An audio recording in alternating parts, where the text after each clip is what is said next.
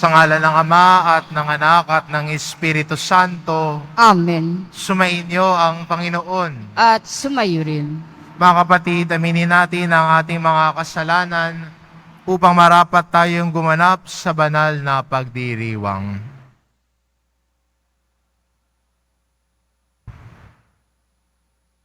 Inaamin ko Sa makapangyarihang Diyos at sa inyo mga kapatid, na lubha akong nagkasala sa isip, sa salita, sa gawa, at sa aking pagkukulang. Kaya isinasamo ko sa mahal na Birheng Maria, sa lahat ng mga anghel at mga banal, at sa inyo mga kapatid, na ako'y ipanalangin sa Panginoong ating Diyos. kaawaan tayo ng makapangyarihan Diyos, patawarin tayo sa ating mga kasalanan, at patnubayan tayo sa buhay na walang hanggan. Amen. Panginoon, kaawaan mo kami. Panginoon, kaawaan mo kami. Kristo, kaawaan mo kami. Kristo, kaawaan mo kami. Panginoon, kaawaan mo kami. Panginoon, kaawaan mo kami.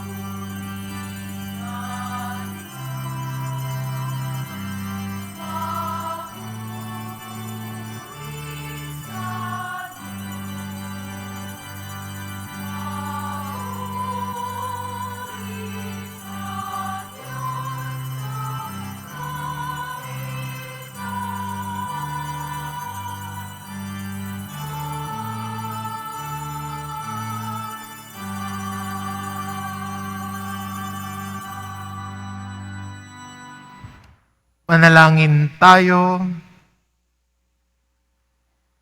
Ama naming makapangyarihan, gawin mong sa masasayang araw na ito ng aming pagdiriwang sa pagkabuhay ni Kristo, kami makaganap ng pagdiriwang na wagas upang ang aming ginugunita ay lagi naming matupad sa gawa sa pamamagitan ni Hesukristo kasama ng Espiritu Santo magpasawalang hanggan. Amen. Magsiupo ang lahat. Pagbasa mula sa mga gawa ng mga apostol. Sinalubong ni Cornelio si Pedro at nagpatira pa sa harapan nito at sumamba. Ngunit sinabi ni Pedro, "Tumindig kayo, ako'y tao ring tulad ninyo. Ngayong ko lubosang natanto na walang itinatangi ang Diyos. Nalulugod siya sa sinumang may takot sa Kanya at gumagawa ng matuwid kahit saang bansa." Nagsasalita pa si Pedro nang bumaba ang Espiritu Santo sa mga nakikinig ng salita. Namangha ang mga mananampalatayang Hudyo na kasama ni Pedro, sapagkat ang mga ito ay pinagkalooban din ng Espiritu Santo. Narinig nila ang mga hintil na nagsasalita sa iba't ibang wika at nagpupuri sa Diyos. Kaya't sinabi ni Pedro, tulad natin, sila'y pinagkalooban din ng Espiritu Santo. Sino pa ang makahahadlang na binyagan sila sa tubig? At inuutos niyang binyagan sila sa pangalan ni Hesukristo. Pagkatapos, hiniling nila kay Pedro na manatili roon ng ilang araw. Ang salita ng Diyos. Salamat sa Diyos. Panginoong nagliligtas sa tanang bansay na hayag. Panginoong nagliligtas sa tanang bansay na hayag. Umawit ng bagong awit at sa poon ay ialay, pagkat yaong ginawa niya ay kahangahangang tunay. Sa sariling lakas niya at taglay na kabanalan, walang hirap na natamo yaong hangad na tagumpay. Panginoong nagliligtas sa tanang bansay na hayag. Ang tagumpay niyang ito'y siya na rin ang naghayag. Sa harap ng mga bansay, nahayag ang pagliligtas. Ang pangako sa Israel, lubos niyang tinutupad. Panginoong nagliligtas sa tanang bansay na hayag. Tapat siya sa kanila at ang pag-ibig ay wagas. Ang tagumpay ng ating Diyos kahit saan ay namalas. Magkaingay na may galak yaong lahat sa daigdig. Ang puon ay buong galak na purihin sa pag-awit. Panginoong nagliligtas sa tanang bansay na hayag.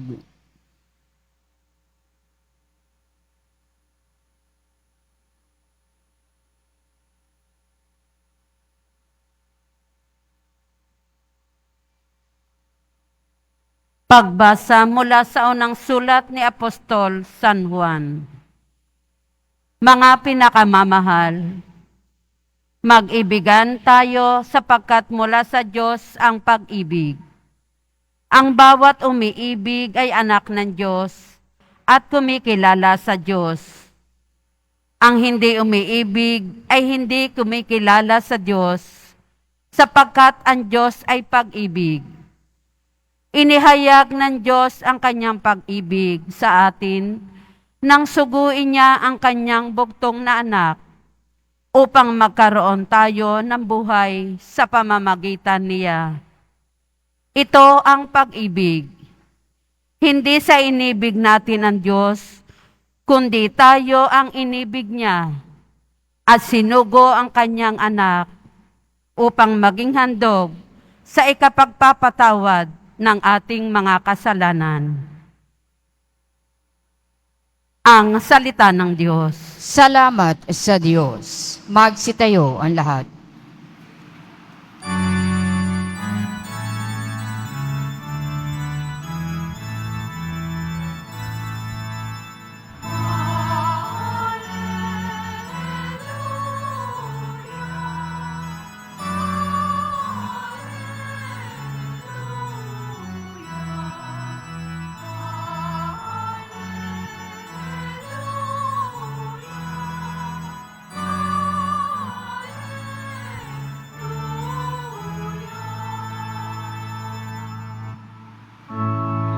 Sa'kin nagmamahal, tutupad sa aking aral, ama't ako'y mananahan.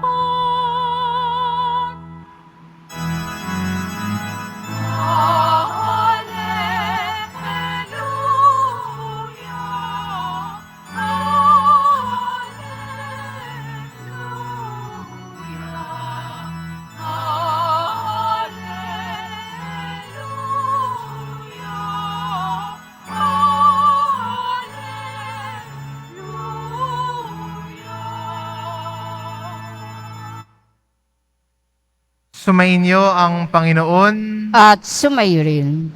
Ang mabuting balita ng Panginoon ayon kay San Juan. Papuri sa iyo, Panginoon. Noong panahon iyon, sinabi ni Jesus sa kanyang mga alagad, kung paanong iniibig ako ng Ama, gayon din naman iniibig ko kayo. Manatili kayo sa aking pag-ibig. Kung tinutupad ninyo ang aking mga utos, mananatili kayo sa aking pag-ibig. Tulad ko, tinutupad ko ang aking mga utos. Tinutupad ko ang mga utos ng aking Ama, at ako'y nananatili sa kanyang pag-ibig. Sinasabi ko sa inyo ang mga bagay na ito, upang makahati kayo sa kagalakan ko at maging lubos ang inyong kagalakan. Ito ang aking utos. Mag-ibigan kayo gaya ng pag-ibig ko sa inyo. Walang pag-ibig na hihigit pa sa pag-ibig ng isang taong nag-alay ng kanyang buhay para sa kanyang mga kaibigan. Kayo yung mga kaibigan ko kung tinutupad ninyo ang mga utos ko. Hindi ko na kayo inaaring alipin sapagkat hindi alam ng alipin ang ginagawa ng kanyang Panginoon. Sa halip, inaari ko kayong mga kaibigan sapagkat sinabi ko sa inyo ang lahat ng narinig ko sa aking Ama. Hindi kayo ang pumili sa akin. Ako ang pumili at humirang sa inyo upang kayo'y humayo at mamunga at manatili ang inyong bunga. Sa gayon, ang anumang hingin ninyo sa Ama, sa aking pangalan, ay ipagkakaloob sa inyo. Ito ang inuutos ko sa inyo, mag-ibigan kayo. Ang mabuting balita ng Panginoon. Pinupuri ka namin, Panginoong Heso Kristo. Magsiupo ang lahat.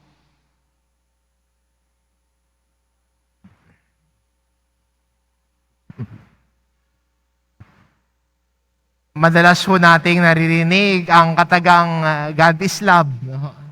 Ang Diyos ay pag-ibig. Minsan ho, kinakanta. Minsan nakikita natin sa likod ng bus, God is love. Sa taas ng building, nakalagay doon, God is love. Pero ano bang ibig sabihin ng God is love? Lagi natin naririnig, baka yung iba sa atin, yun ang nasa Facebook profile, God is love. O ito ho yung galing po sa unang sulat ho ni San Juan, yung salitang, yung katagang God is love. Pero ano bang ibig sabihin ni Juan sa kanyang pagsabi na ang Diyos ay pag-ibig? Ang Diyos ay pag-ibig dahil ayaw niyang mawalay tayo sa Kanya. Hindi ba ganun naman? Pag mahal mo, ayaw mong nawawalay sa'yo. Ayaw mong nalalayo sa'yo. Gusto mong nakikita. Gusto mong malaman kung nasan siya. Updated ka.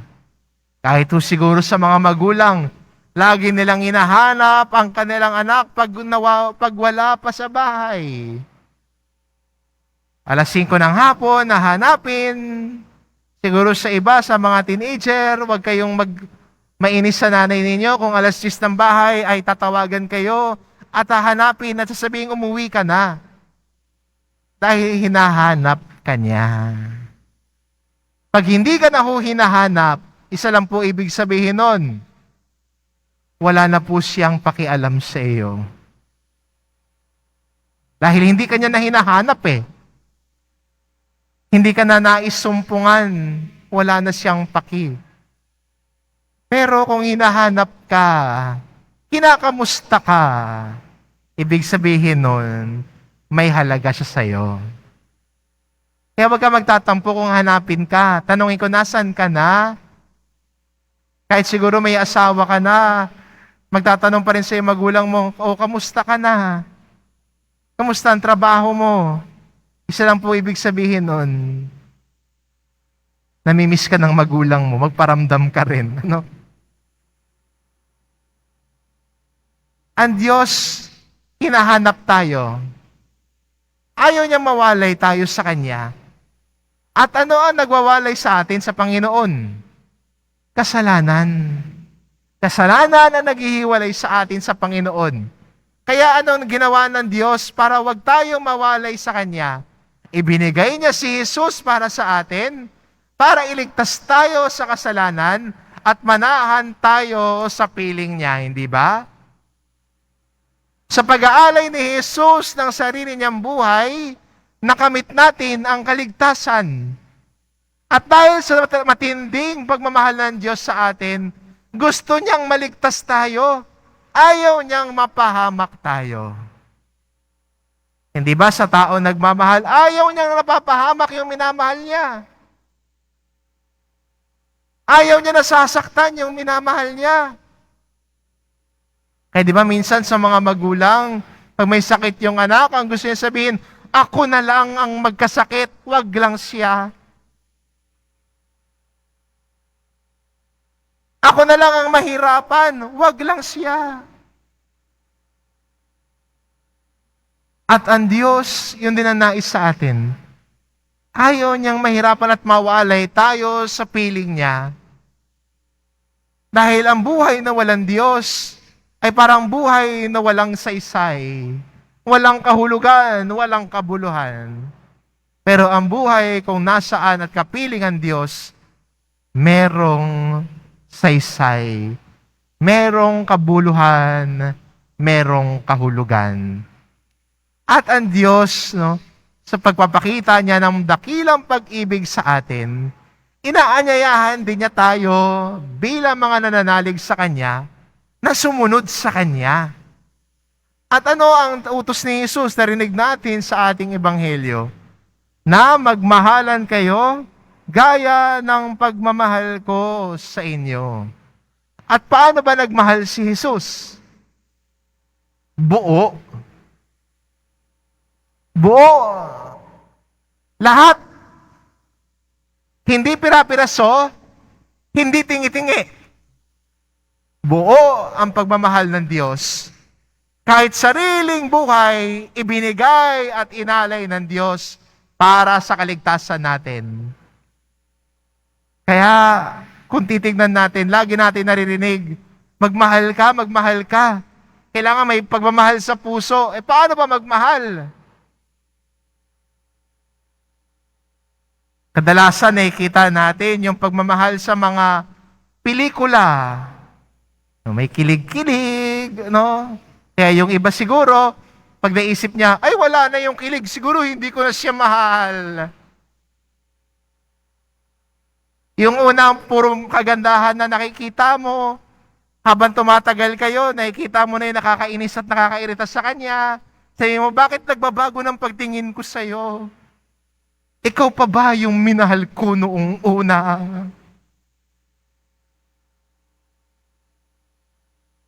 Pero, ang pag-ibig, hindi lang ho yan emosyon na pabago-bago. Ang emosyon, pabago-bago ho yan.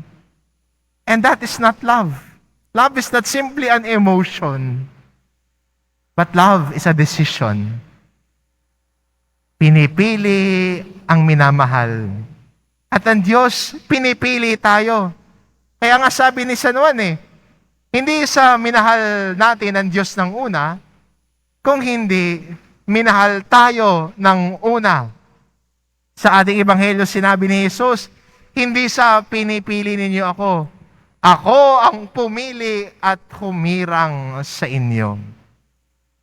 Ang Diyos nagmahal sa atin ng una. At ang sukli natin sa Panginoon ay ang pagsunod sa kanyang halimbawa at mga utos. Tinuturuan tayo ni Jesus paano umibig. At ang pag-ibig na nais sabihin sa atin ni Jesus, walang ihigit pa sa pag-ibig na ito, ang ialay ang sariling buhay para sa kanyang kaibigan. Kaya ho ang nagmamahal, mapagbigay. Di ba? Ang tao nagmamahal, marunong mag-alay at magbigay. Hindi niya iniisip kung ano yung matatanggap niya, ang iniisip niya ano ang mabibigay niya. Hindi ba? Kaya di ba, minsan yung pagmamahal sa magulang sa kanyang anak, naalala ko ho, kumakain po ako, sa isang restaurant at nakita ko ho yung tatay, yung sinusubuan yung anak niya. At habang kumakain yung anak niya, syempre pag bata makalat, yung spaghetti niya, nasa damit na. At yung anak niya ay gutom pa. At meron pang manok sa plato ng tatay niya. Anong ginawa ng tatay? Hinimay yung manok na para sa kanya at binigay doon sa anak niya. Yung anak yung kumakain, yung tatay tagahimay na lang. Ang gagawin na lang ng tatay, tagasimot na lang. Pero, is that love? Oo. Dahil yung para sa kanya sana, ay ibinigay niya para sa anak na minamahal niya. At yun ang pag-ibig Pagbibigay, pag-aalay. Hindi kung ano yung makukuha, pero iniisip natin, ano yung may ibibigay natin sa minamahal natin. At para sa ating Kristiyano, sinong mamahalin mo? E di ang kapwa mo, ang taong sa tabi mo, yun ang pagmamalasakitan mo. Di ba minsan, lalo na ngayon di ba, mainit. Di ba? Pagmamalasakit siguro, minsan pag sa electric pan, may kaklase akong ganun, may electric pan, lahat kami naiinitan, may isa ho na haharap sa electric pan. Siya yung kukuha ng lahat ng hangin.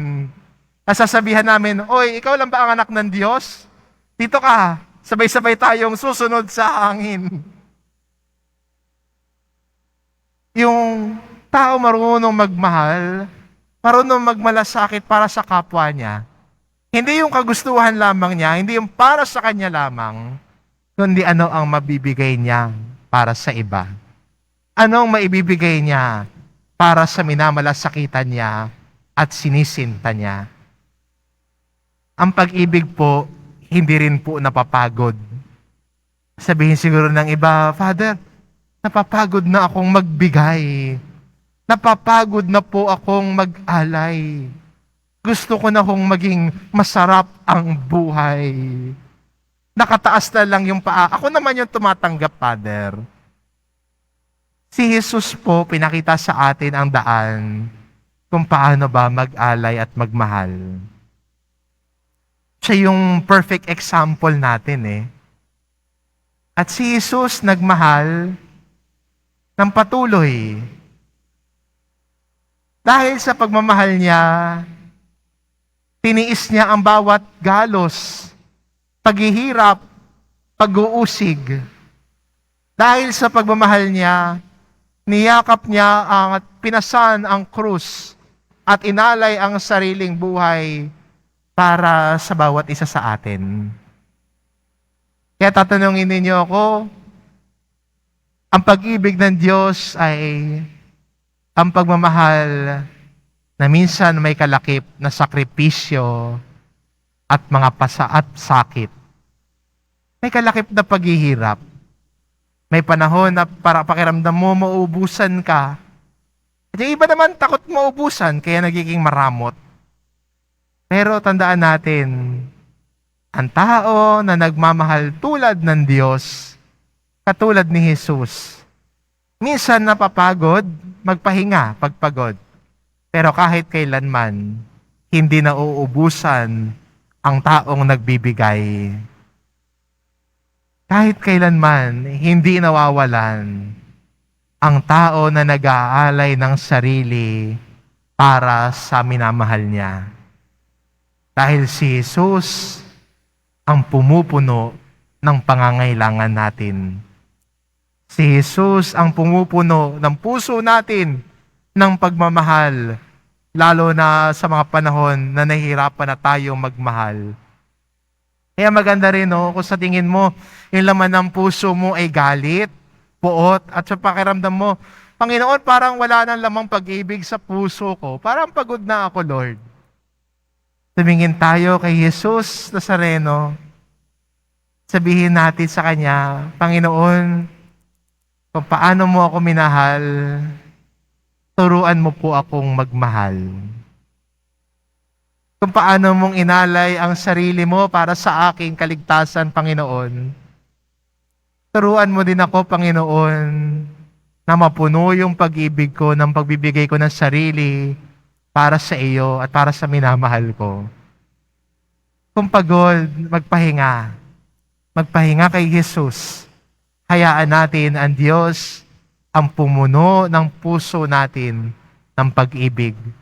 Tularan ng halimbawa ni Jesus, mahalin natin ang kapwa natin gaya ng pagmamahal ni Jesus sa atin. Amen. Magsitayo ang lahat.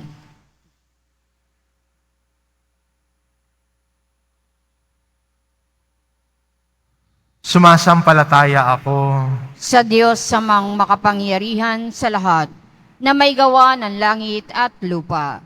Sumasampalataya ako kay Jesucristo, iisang anak ng Diyos, Panginoon nating lahat. Nagkatawan tao siya, lalang ng Espiritu Santo. Ipinanganak ni Santa Mariang Birhen. Pinagpakasakit ni Poncio Pilato. Ipinako sa krus, namatay, inilibing. Nanaog sa kinaroroonan ng mga yumao. Nang may 3 araw na buhay na maguli. Umakyat sa langit. Naluluklok sa kanan ng Diyos amang makapangyarihan sa lahat. Doon magmumulang paririto at huhukom sa nangabubuhay at nangamatay na tao. Sumasampalataya naman ako sa Diyos Espiritu Santo, sa banal na simbahang katolika, sa kasamahan ng mga banal, sa kapatawaran ng mga kasalanan, sa pagkabuhay na muli na nangamatay na tao, at sa buhay na walang hanggan. Amen. Minamahal ko mga kapatid, tayo po ay manalangin upang humingi ng biyaya ng ulan para sa ating bansa. Dasalin natin ang Oratio Imperata ad Petendam Pluviam. Ama naming mapagmahal, na lumikha ng sangkalupaan at sanlibutan, at ng mga kahangang kalikasan na dinadaluyan ng buhay ng iyong mga nilikha. Mapagkumbaba kaming sumasamong ipagkaloob mo, na ipag-adya kami sa matinding init na bumabagabag sa mga tao ngayon. Humahadlang sa mga gawain at nagdudulot ng panganib sa buhay at hanap buhay. Bumuhos nawa ang biyaya ng ulan upang tubigan ang aming mga bukid at mga nanunuyong lupa. Mapigil ang napipintong krisis sa tubig at kuryente at pati rin ang aming uhaw sa tubig araw-araw. Sa hudyat ng iyong salita, sumusunod ang hangin at dagat. Iunat mo ang iyong mapagpalang kamay upang huminto na ang patuloy na pag-init ng panahon, upang ang iyong bayan ay maging abala sa mabubungang gawain at ang mga kabataan ay magpatuloy sa kanilang pag-aaral ng may kapanatagan at kaginhawahan. Diyos naming maawain at mapagbigay, imulat mo ang aming mga mata sa kayamanan at kagandahan ng iyong mga nilikha at hubugin mo kaming maging mapagmalasakit para sa kalikasan. Turuan mo kaming maging mapagkakatiwalaang tagapangangalaga ng iyong nilikha upang mapakinabangan namin ito ng may pananagutan at mapangalagaan ito laban sa pag-aabuso at paglulustay.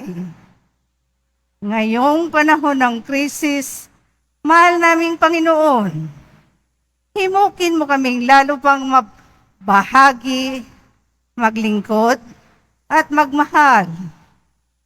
Mapagmahal na Diyos, Ama ng aming Panginoong Hesukristo, ipinagkatiwala mo ang bayang Pilipino sa makainang pagkalinga ng mahal na Birheng Maria. Dinggin mo ang mga panalangin ipinamiminto namin sa Kanya para sa pagtataguyod niya sa amin.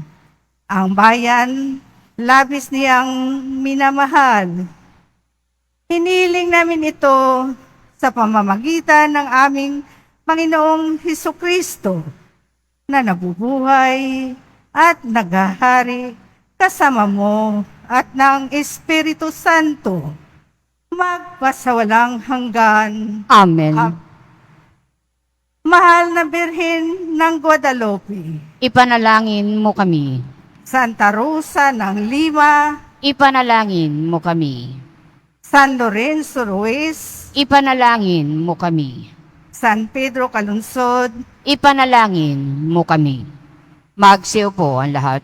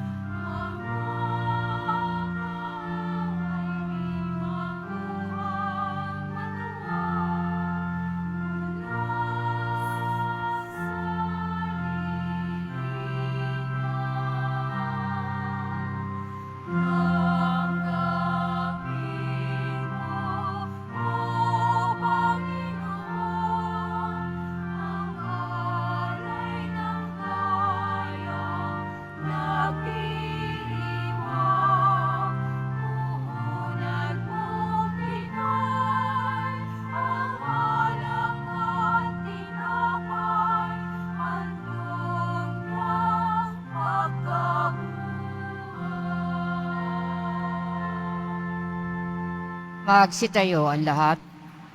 Manalangin kayo mga kapatid upang ang paghahain natin ay kalugdan ng Diyos amang makapangyarihan. Tanggapin nawa ng Panginoon itong paghahain sa iyong mga kamay, sa kapurihan niya at karangalan, sa ating kapakinabangan at sa buong sambayanan niyang banal. Ama naming lumikha, paakyatin mo sa iyong piling sa kalangitan ang aming mga panalangin kalakip ng haing mga alay, upang ang mga pinaging tapat mong gawing dalisay ay maging marapat na makasalo sa piging ng iyong pagmamahal sa pamamagitan ni Hesukristo kasama ng Espiritu Santo magpasawalang hanggan. Amen. Sumainyo ang Panginoon. At sumayo rin. Itaas sa Diyos ang inyong puso at diwa. Itinaas na namin sa Panginoon. Pasalamatan natin ang Panginoong ating Diyos. Marapat na siya ay pasalamatan. Ama naming mga pangyarihan, tunay ngang marapat na ikaw ay aming pasalamatan, iyong ipinagdiriwang ang paghahain ng Mesiyas, ang maamong tupa na tumubos sa aming lahat. Ang katawan ng anak mong sa krus na bayubay ay handog ng pag-ibig na walang kapantay. Ito ang paghahaing ganap mong kinalugdan. Ito ang nilungati ng dating pag-aalay, ang buong sarili ng anak mong si Jesus ay nagain sa iyo upang kami matubos. Siya ang dambana at paring nagahandog. Siya pa rin ang tupang handog na ibinuklod. Kaya kaisa ng mga anghel na nagsisiawit ng papuri sa iyo, nang walang humpay sa kalangitan, kami nagbubunyi sa iyong kadakilaan.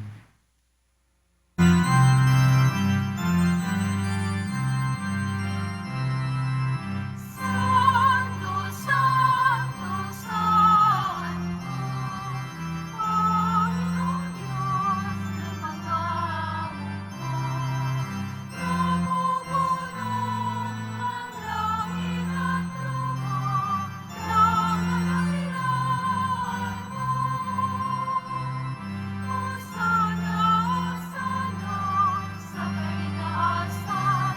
Hosana, Hosana sa kaitaasan.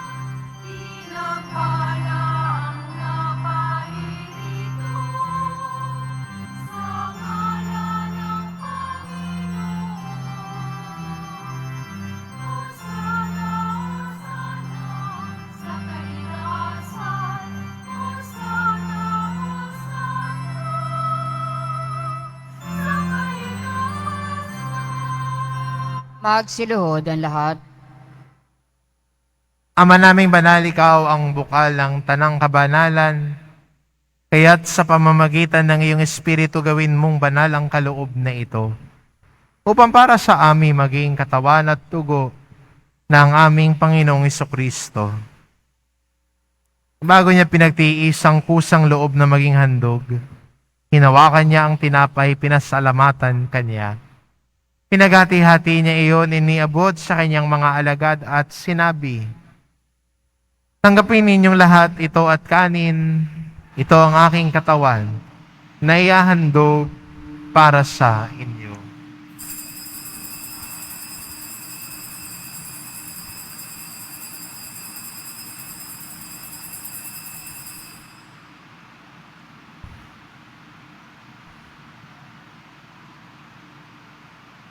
Gayun din naman na matapos ang hapunan, inawakan niya ang kalis. Muli kanyang pinasalamatan. Iniabot niya ang kalis sa kanyang mga alagad at sinabi, "Tanggapin ninyong lahat ito at inumin ito ang kalis ng aking dugo, ng bago at walang hanggang tipan. Ang aking dugo na ibubuhos para sa inyo at para sa lahat, sa ikapagpapatawad ng mga kasalanan. Gawin ninyo ito sa pag-alala sa akin."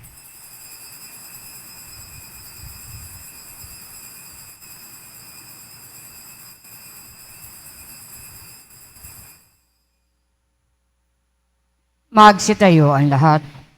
Ipagbunyi natin ang misteryo ng pananampalataya. Si Kristo'y namatay, si Kristo'y nabuhay, si Kristo'y babalik sa wakas ng panahon. Ama, ginagawa namin ngayon ang pag-alala sa pagkamatay at muling pagkabuhay ng iyong anak, kaya't inaalay namin sa iyo ang tinapay na nagbibigay buhay at ang kalis na nagkakaloob ng kaligtasan. Kami nagpapasalamat dahil kami iyong minarapat na tumayo sa harap mo para maglingkod sa iyo.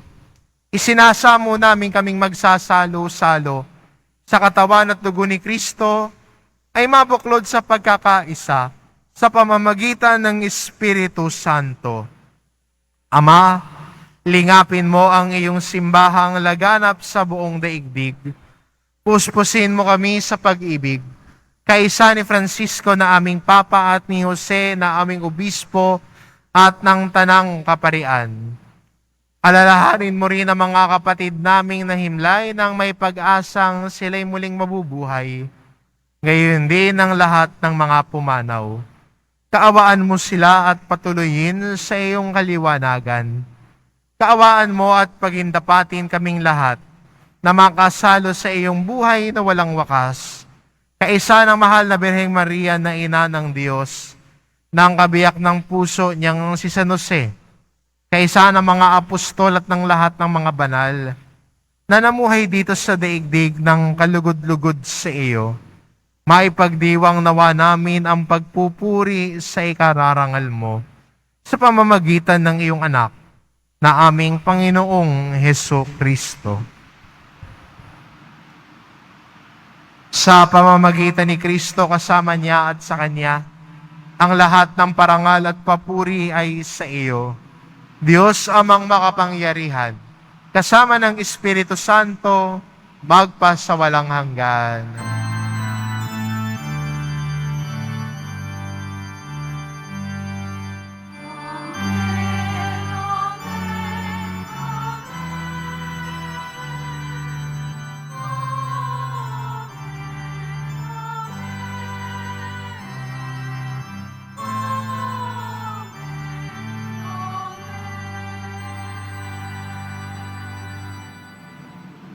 Sa tagubilin ng mga nakagagaling na utos at turo ni Jesus na Panginoon natin at Diyos, ipahayag po natin ng lakas loob. Ama namin, sumasalangit ka, sambahin ang ngalan mo. Mapasa amin ang kaharian mo. Sundin ang loob mo dito sa lupa para nang sa langit. Bigyan mo kami ngayon ng aming kakanin sa araw-araw at patawarin mo kami sa aming mga sala para nang pagpapatawad namin sa nagkakasala sa amin. At huwag mo kaming ipahintulot sa tukso at iadya mo kami sa lahat ng masama. Hinihiling namin kami adya sa lahat ng masama pagkalooban ng kapayapaan araw-araw. Iligtas sa kasalanan at ilayo sa lahat ng kapahamakan. Samantalang aming pinananabikan ang dakilang araw ng pagpapahayag ng tagapagligtas naming si Heso Kristo.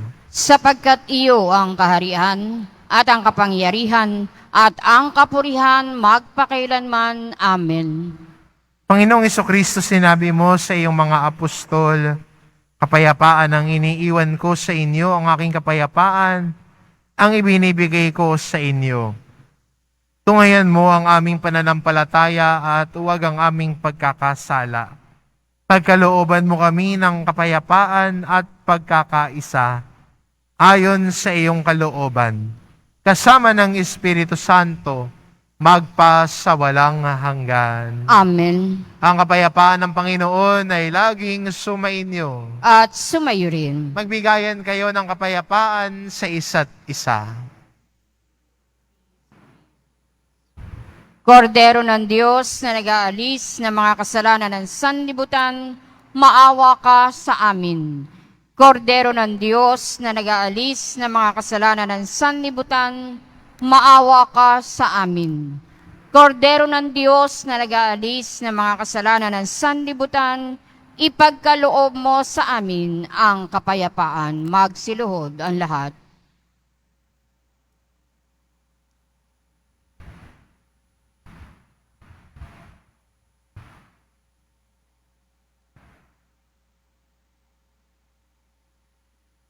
Itong kordero ng Diyos, ito nag-aalis ng kasalanan ng sanlibutan.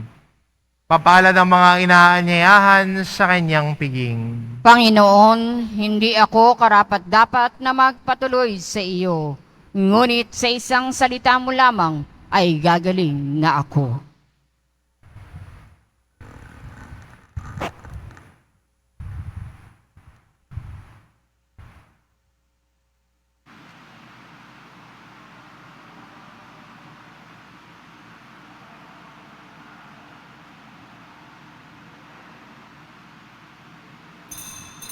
Para sa lahat ng tatanggap ng banal na komunyon, Sasagot po tayo ng amen pagkasabi ng pari o ng lay minister ng katawan ni Kristo at isubo agad sa bibig bago umalis sa harapan ng pari o lay minister. Sumunod po tayo.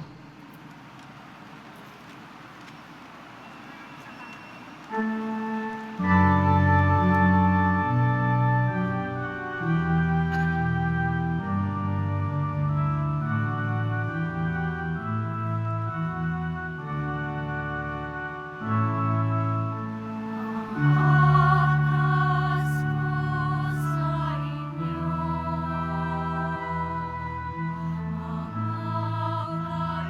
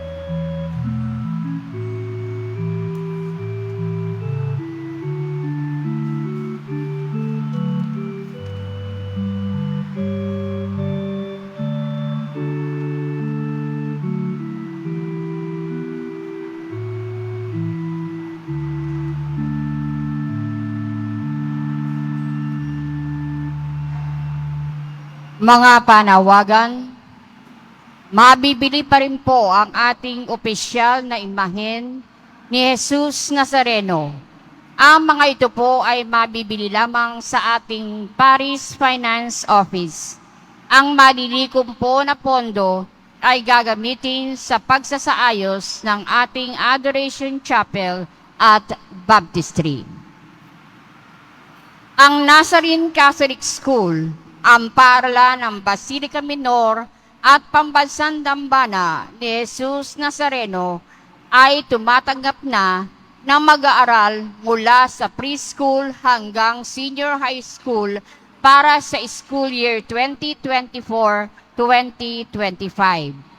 Sa mga mag-aaral na papasok para sa grade 1 at grade 7, ang paaralan po ay magbibigay ng libreng mga libro sa darating na pasukan. Mayroon din pong academic discount sa mga mag-aaral na kabilang sa top 10 na papasok ng grade 1 at grade 7. May matatanggap na 13,000 ESC subsidy ang mga grade 7 na patuloy na matatanggap hanggang sa sila ay makarating ng grade 10. Bukod pa po dito, ang lahat ng mga mag-aaral na papasok bilang grade 11 mula sa public school ay maaari pong mag-enroll ng libre at wala nang babayaran hanggang sa siya ay matapos ng senior high school.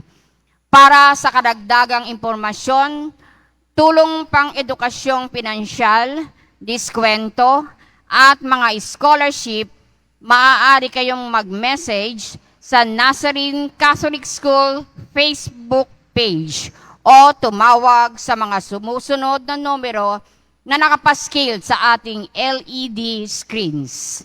Pagkatapos ng misa, wiwisikan po ang lahat ng banal na tubig. Pinakikiusapan ang lahat na manatili lamang muna sa inyong mga lugar. Tanging sa Quezon Boulevard o sa Plaza San Juan lamang ang labasan ng lahat. Sumunod po tayo. Maraming salamat po sa inyong pagdalaw at pagsisimba sa Basilica Minor at Pambansang Dambana ni Jesus Nazareno. Magsitayo ang lahat.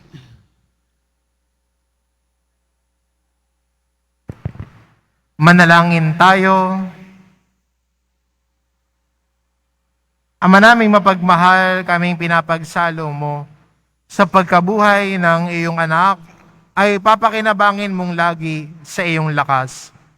Bilang kanyang masagana ng dulot mong pagliligtas sa pamamagitan niya kasama ng Espiritu Santo magpa sa walang hanggan. Amen.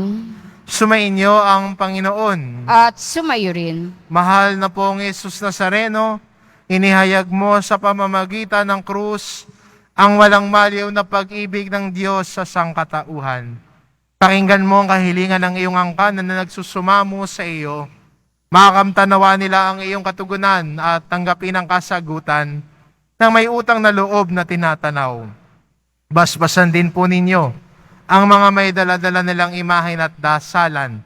Sa pamamagitan ng bendisyon na ito, naway maalala nila ang mga pangako nila noon sa binyag, na ikaw ang kanilang iibigin at pagdilingkuran bilang Panginoon magpa sa walang hanggan. Amen. At pagpalain kayo ng ating mapagmahal na Diyos, ang Ama at ang Anak at ng Espiritu Santo. Amen. Humayo kayo, taglay ang kapayapaan ng poong Jesus Nazareno. Salamat sa Diyos.